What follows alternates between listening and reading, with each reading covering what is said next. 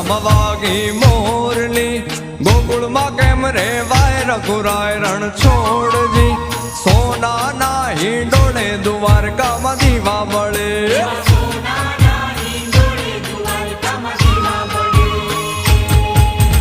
મથુરામાં વાગી મોરલી, ગોકુળમાં કેમ રેવાય રઘુરાય રણ છોડજી.